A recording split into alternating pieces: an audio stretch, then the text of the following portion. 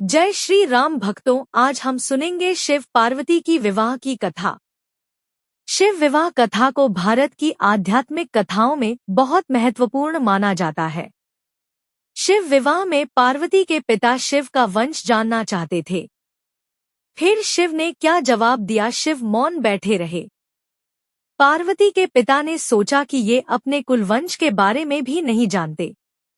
भगवान शिव और पार्वती की शादी बड़े ही भव्य तरीके से आयोजित हुई थी। पार्वती की तरफ से कई सारे उच्च कुलों के राजा, महाराजा और शाही रिश्तेदार इस शादी में शामिल हुए, लेकिन शिव की ओर से कोई रिश्तेदार नहीं था, क्योंकि वे किसी भी परिवार से ताल्लुक नहीं रखते। जब शिव और पार्वती का विवाह होने वाला था, तो एक बड़ी ही सुंदर घटना हुई।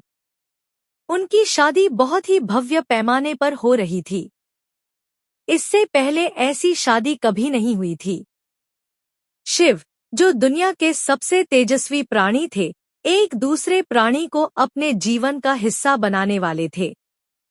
उनकी शादी में बड़े से बड़े और छोटे से छोटे लोग शामिल हुए। सभी देवता तो वहां मौजूद थे ही, साथ ही असुर भी वहां पहुंचे। आम तौर पर जहां देवता जाते थे, वहां असुर जाने से मना कर देते थे, और जहां असुर जाते थे, वहां देवता नहीं जाते थे।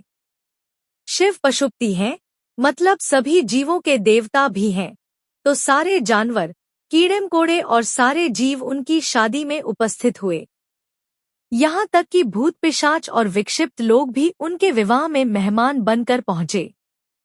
उनकी आपस में बिल्कुल नहीं बनती थी, मगर यह तो शिव का विवाह था, इसलिए उन्होंने अपने सारे झगड़े भुलाकर एक बार एक साथ आने का मन बनाया। शिव पशुपति हैं, मतलब सभी जीवों के देवता भी हैं, तो सारे जानवर, कीड़े मकोड़े और सारे जीव उनकी शादी में उपस्थित हुए। यहाँ तक कि भूत पिशाच और विक्षिप्त लोग भी उनके विवाह में मेहमान बनकर पहुंचे। यह एक शाही शादी थी, एक राजकुमारी की शादी हो रही थी, इसलिए विवाह समारोह से पहले एक अहम समारोह होना था। वरवधू दोनों की वंशावली घोषित की जानी थी। एक राजा के लिए उसकी वंशावली सबसे अहम चीज होती है, जो उसके जीवन का गौरव होता है। तो पार्वती की वंशावली का बखान खूब धूमधाम से किया गया। यह कुछ देर तक चलता रहा। आखिरकार जब उन्होंने अपने वंश के गौरव का बखान खत्म किया, तो वे उस ओर मुड़े जिधर वर शिव बैठे हुए थे। सभी अतिथि इंतजार करने लगे कि वर की ओर से कोई उठकर शिव के वंश के गौरव के बारे में बोलेगा, मगर किसी ने एक शब्द भी नहीं कहा। वधू का परिवार ताज्जुब करने लगा, क्या उसके खानदान में कोई ऐसा नहीं है जो खड़े होकर उसके वंश की महानता के बारे में बता सके? मगर वाकई कोई नहीं था। वर के माता पिता, रिश्तेदार या परिवार से कोई वहां नहीं आया था, क्योंकि उसके परिवार में कोई था ही नहीं। वह सिर्फ अपने साथियों, गणों के साथ आया था, जो विकृत जीवों की तरह दिखते थे। वे इंसानी भाषा तक नहीं बोल पाते थे और अजीब सी बेसुरी आवाजें निकालते थे। वे सभी नशे में चूर और विचित्र अवस्थाओं में लग रहे थे। फिर पार्वती के पिता पर्वतराज ने शिव से अनुरोध किया, कृपया अपने वंश के बारे में कुछ बताइए। शिव कहीं शून्य में देखते हुए चुपचाप बैठे रहे। वह न तो दुल्हन की ओर देख रहे थे, न ही शादी को लेकर उनमें कोई उत्साह नजर आ रहा था। शिव कहीं शून्य में देखते हुए चुपचाप बैठे रहे। वह न तो दुल्हन की ओर देख रहे थे, न ही शादी को लेकर उनमें कोई उत्साह नजर आ रहा था। वह बस अपने गणों से घिरे हुए बैठे रहे और शून्य में घूरते रहे।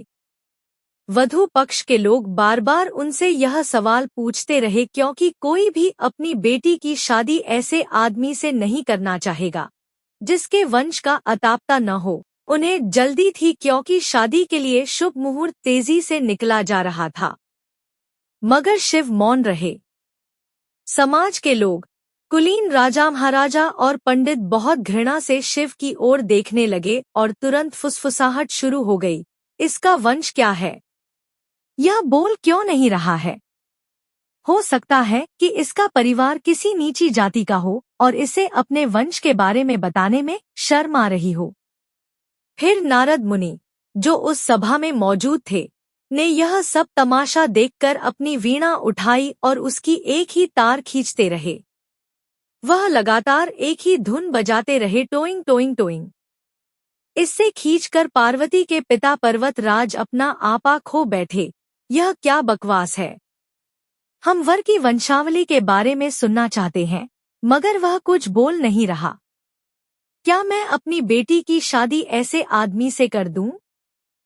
और आप यह खिजाने वाला शोर क्यों कर रहे हैं? क्या यह कोई जवाब है? नारद ने जवाब दिया, वर के माता पिता नहीं हैं। राजा ने पूछा, क्या आप यह कहना चाहते हैं कि वह अपने माता पिता के बारे में नहीं जानता? नारद ने सभी को बताया कि भगवान स्वयंभू हैं। नहीं, इनके माता पिता ही नहीं हैं। इनकी कोई विरासत नहीं है। इनका कोई गोत्र नहीं है। इसके पास कुछ नहीं है। इनके पास अपने खुद के अलावा कुछ नहीं है। पूरी सभा चकरा गई। पर्वतराज ने कहा, हम ऐसे लोगों को जानते हैं जो अपने पिता या माता के बारे में नहीं जानते। ऐसी दुर्भाग्यपूर्ण स्थिति हो सकती है, मगर हर कोई किसी न किसी से जन्मा है। ऐसा कैसे हो सकता है कि किसी का कोई पिता या माँ ही न हो? नारद ने जवाब दिया, क्योंकि यह स्वयंभू हैं। इन्होंने खुद की रचना की है। इनके न तो पिता है न माता। इनका न कोई वंश है न परिवार। यह किसी परंपरा से ताल्लुक नहीं रखते और न ही इनके पास कोई राज्य है। इनका न तो कोई गोत्र है और न कोई नक्षत्र।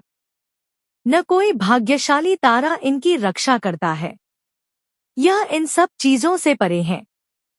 यह एक योगी है और इन्होंने सारे अस्तित्व को अपना एक हिस्सा बना लिया है। इनके लिए सिर्फ एक वंश है, ध्वनि, आदि।